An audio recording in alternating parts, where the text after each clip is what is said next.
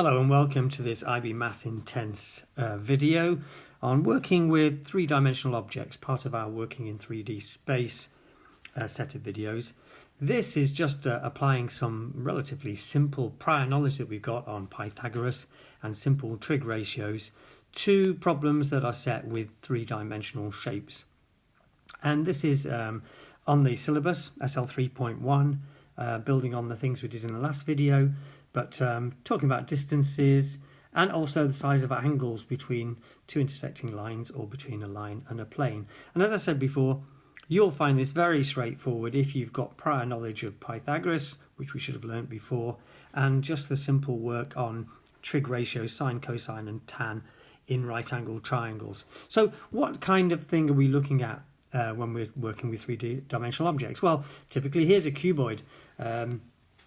And it's got the three dimensions, lengths 3 centimeters, 4 centimeters, and 6 centimeters. Now, using just straightforward prior knowledge of Pythagoras, there are some things in here that we can find very simply. So, if I wanted to find just the length, for example, of the diagonal DG there, that's not a difficult problem for us to find because actually we've just formed a right-angled triangle on this particular plane or side of the cube. It's a 3, 4, 5 triangle, isn't it? So we should find that if we work that out, dg squared is equal to 3 squared plus 4 squared, just using Pythagoras, which is equal to 25. So dg, that side, must be equal to 5. It's a nice 3, 4, 5 triangle.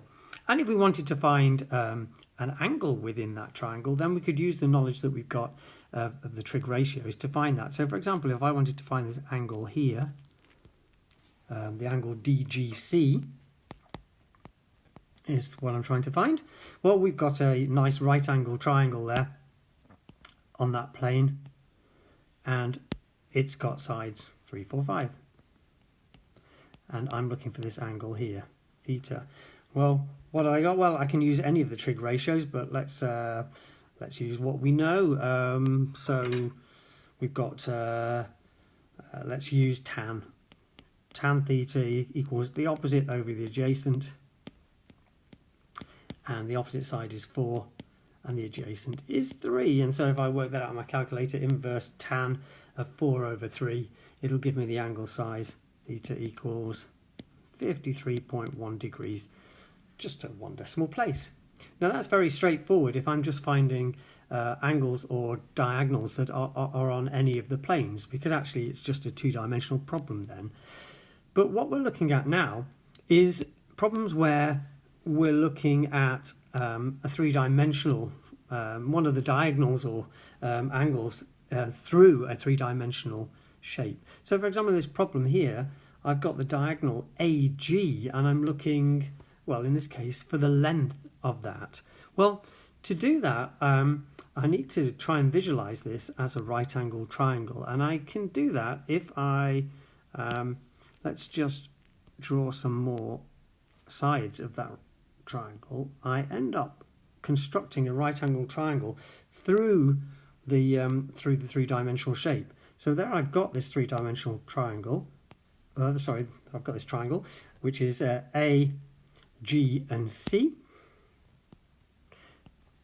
And by doing that, I've made it into a two-dimensional problem that I can use Pythagoras and trig ratios on. What I know is that GC is length 3, but what I haven't got is the length AC or the length AG, and it's AG that I'm trying to find.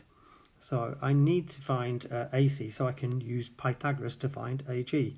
Well, thankfully, down at the bottom here, I do have a plane, and I can find, using this triangle here, I can use Pythagoras to find the length AC. So AC, well, AC squared must be equal to 4 squared plus 6 squared.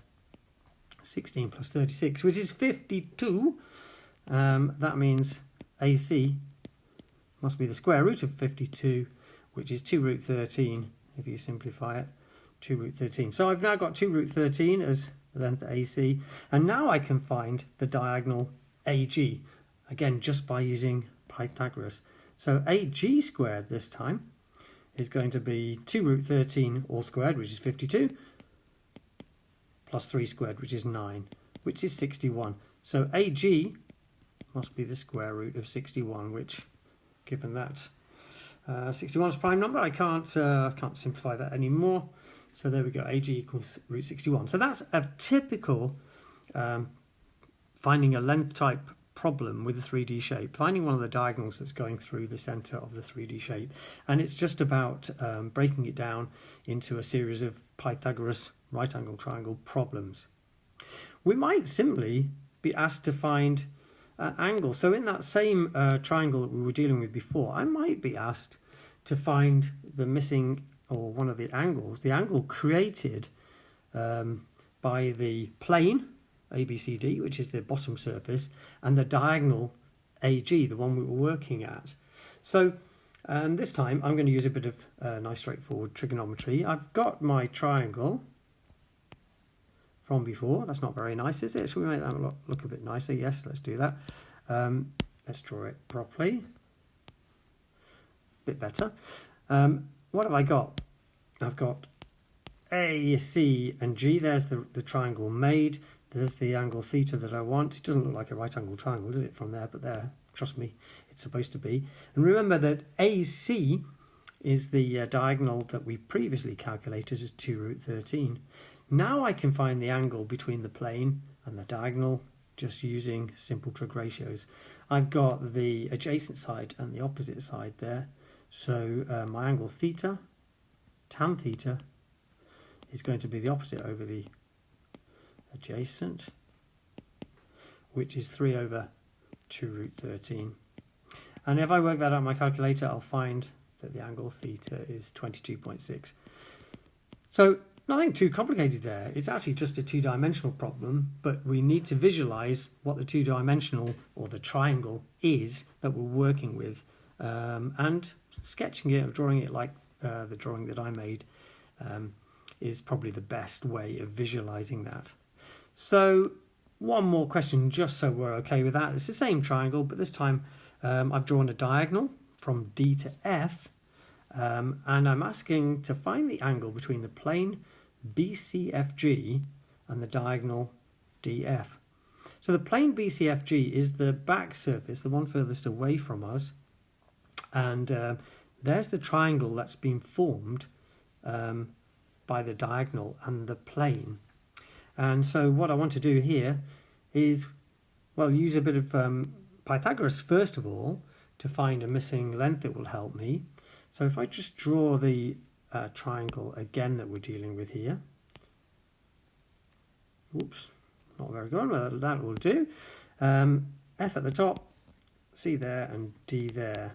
And what have we got? Well, we know the bottom of the triangle is equal to 4.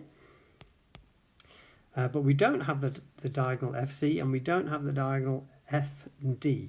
So which one of those can we find? Well, we know that FC is the diagonal of the plane with other dimensions of 3 and 6. So FC squared is going to be 3 squared plus 6 squared.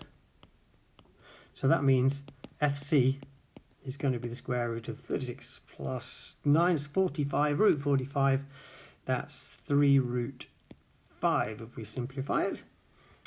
So we can label that on our triangle. And now I've got enough information to be able to find the angle. Well, the angle I'm looking for is this one at the top here, because it's the one made by the diagonal FD and the plane. And again, I've got the opposite side and the adjacent side, so I can use the tan ratio. Tan theta is equal to the opposite over the adjacent, which is equal to 4 over 3 root 5. And just working that on my calculator, inverse tan of 4 over 3 root 5 gives me theta equal to 30.8 degrees. So there we go. Nice and straightforward. I don't think there's anything there that should be too worrisome for you. It's just using what you know already about Pythagoras and the simple trig ratios. But by sketching, you can make a three-dimensional problem into a series of two-dimensional problems that are nice and easy to work out. So I hope you found that useful. Thank you for watching. Don't forget to like this video and subscribe to my YouTube channel, IB Maths Intense. Tell your friends I'm here. Drop me an email on ibmathsintense@gmail.com to tell me any requests, anything you want to see, anything you don't like, anything you like really. It'd be good to hear from you. In the meantime, you take care and enjoy your maths.